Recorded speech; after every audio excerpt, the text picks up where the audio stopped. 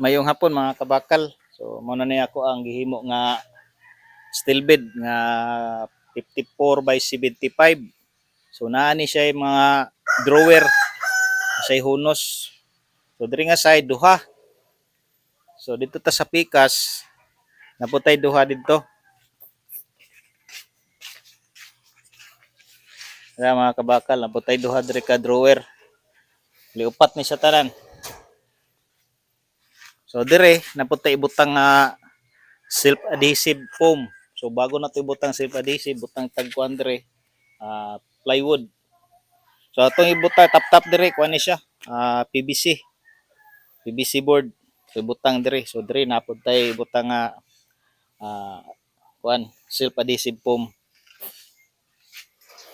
So mo ni ato ang drawer na human ako na masin ugma maglimpyo na ko ani mga winildingan nako. Tapos na to limpyo, pwede na ta magpintura.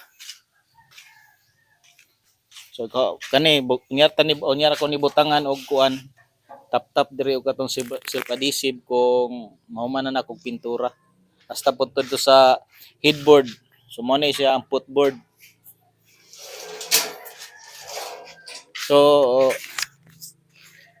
diri ay mga kabakal kani tigi temporary ra ko ni siya. Tanggalo ra ta ni. So diri bolt ni siya. Naka-bolt ni siya diri. Bolt. Kani ray matanggal. So diri fix ko diri, naka-fix ko nga rin. Para ligon jud kay siya. So napod ko kulang welding on ani diri na lang.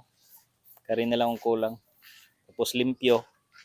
Tapos butangan ako magbangag ko para sa bolt. So kinani. Okay na.